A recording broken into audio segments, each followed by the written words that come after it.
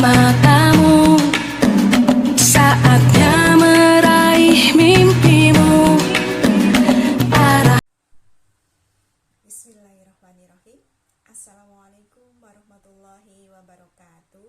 Perkenalkan, nama saya Ibu Yayu Elviana, mahasiswa PPG dalam jabatan Angkatan 1 tahun 2022. Di sini saya akan memenuhi tugas saya, yaitu LK 3.1, menyusun best practice. Nomor peserta saya 201699660794. Nomor induk mahasiswa saya 223174707020, PIPS 614002. Program studi saya Pendidikan Ilmu Pengetahuan Sosial, Sekolah Asal SMP Sunan Giri Menganti, Kota Asal Gresik.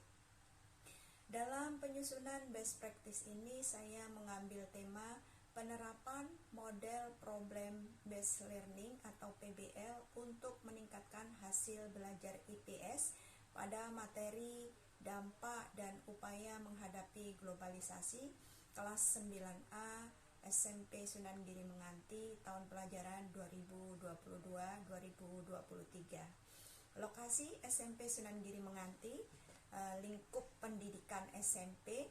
Tujuan yang ingin dicapai yaitu meningkatkan motivasi dan minat belajar siswa yang masih rendah. Penulis saya sendiri, Yayu Elviana, tertanggal 26 September 2022. Situasi. Kondisi yang menjadi latar belakang masalah adalah rendahnya minat belajar siswa dalam mata pelajaran IPS disebabkan karena yang pertama, peserta didik kurang bersemangat mengikuti proses pembelajaran. Yang kedua, siswa merasa jenuh dalam belajar. Yang ketiga, pembelajaran yang dilakukan guru masih cenderung konvensional. Yang keempat, siswa kurang memiliki rasa percaya diri. Dan yang kelima, peserta didik kurang berani bertanya pada saat pembelajaran berlangsung. Yang keenam, semangat kompetisi sangat rendah sekali atau masih kurang. Dan yang ketujuh, kurangnya jam belajar di rumah karena tidak ada pendampingan dari orang tua. Sehingga jika ada PR atau tugas yang dikerjakan di rumah tidak terselesaikan. Kondisi tersebut juga disebabkan oleh guru pada saat mengajar tidak menggunakan media dan metode pembelajaran yang dilakukan cenderung monoton, lebih banyak ceramahnya. Alasan mengapa praktek ini penting untuk dibagikan, karena masih banyaknya guru yang mengalami permasalahan seperti yang saya alami.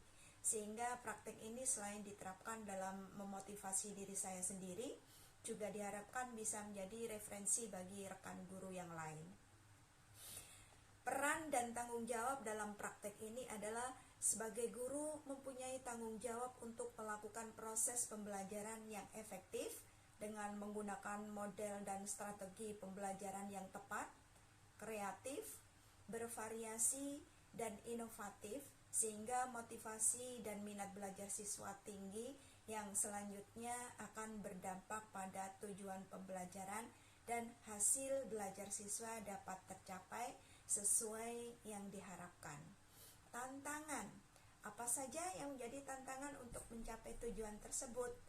Setelah dilakukan identifikasi masalah dengan refleksi diri, wawancara dengan kepala sekolah, wawancara dengan guru, wawancara dengan pakar, maka beberapa tantangan yang terjadi yaitu pada saat diskusi kelompok masih ada sebagian kecil siswa yang masih kurang aktif dalam kegiatan diskusi. Pada saat mengerjakan LKPD atau lembar kerja peserta didik, masih ada kelompok yang tidak menyelesaikan sesuai dengan waktu yang telah ditetapkan. Pada saat pembuktian, masih ada siswa yang kurang percaya diri untuk mempresentasikan laporannya di depan kelas. Dilihat dari tantangan tersebut bahwa tantangan yang dihadapi merupakan sisi kompetensi guru yang harus ditingkatkan, baik dalam bidang pedagogik maupun profesional. Sedangkan dari sisi peserta didik adalah motivasi dan minat belajar. Pihak yang terlibat dalam tantangan ini adalah guru dan peserta didik. Aksi, langkah-langkah apa yang dilakukan untuk menghadapi tantangan tersebut, yaitu pada saat pengelolaan data di dalam kelompok, masih ada siswa yang kurang aktif dalam kegiatan diskusi. Sebagai seorang guru, sebaiknya saya harus lebih intens lagi dalam membimbing siswa yang belum memahami tugas yang akan dilakukan, agar siswa yang masih pasif dalam diskusi dapat aktif di kelompoknya. Selanjutnya, pada kelompok yang menyelesaikan LKPD atau lembar kerja peserta didik yang tidak sesuai dengan waktu yang telah ditentukan, sebagai seorang guru, sebaiknya saya akan mengarahkan dan membimbing peserta didik agar dapat membagi tugas diskusi kelompok, sehingga dapat memudahkan mereka dalam menyelesaikan tugas dengan tepat waktu. Pada saat mengatasi siswa yang masih belum percaya diri dalam mempresentasikan hasil diskusi kelompoknya, maka sebagai seorang guru, saya akan mendampingi dan memberikan contoh kepada peserta didik, baik secara individu maupun secara kelompok.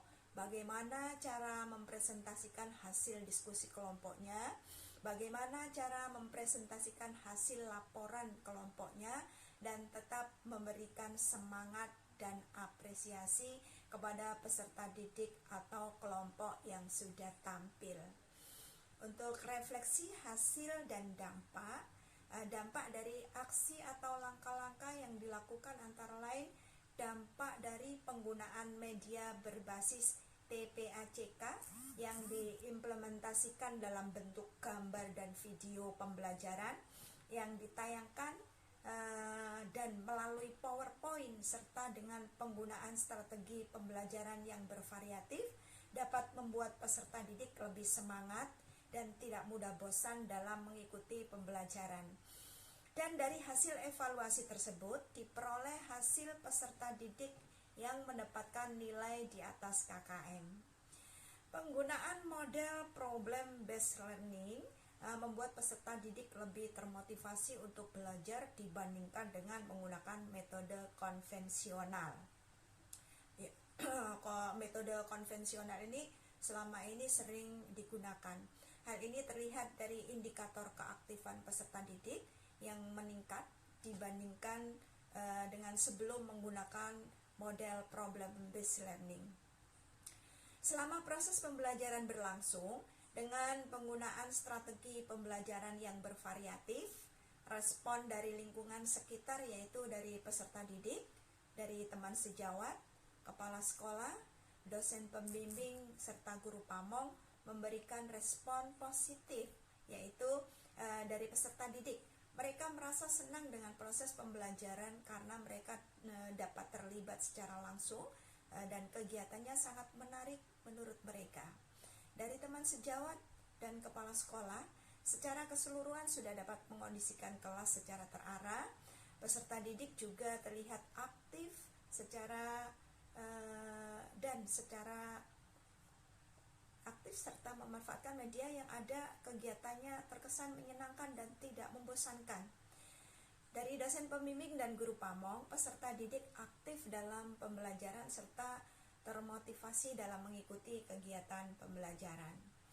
Faktor keberhasilan pembelajaran ini sangat ditentukan oleh penguasaan guru terhadap model pembelajaran, media pembelajaran, langkah-langkah pelaksanaan pembelajaran, rencana pembelajaran, dan strategi pembelajaran yang telah dibuat.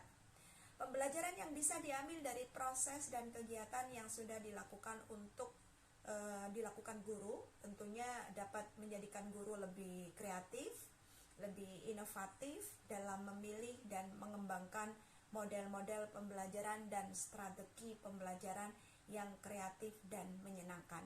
Demikian best practice yang bisa kami susun, semoga bermanfaat bagi diri saya sendiri, terutama khususnya bagi rekan-rekan guru yang lainnya. Mohon maaf kurang lebihnya. Terima kasih. Wassalamualaikum warahmatullahi wabarakatuh.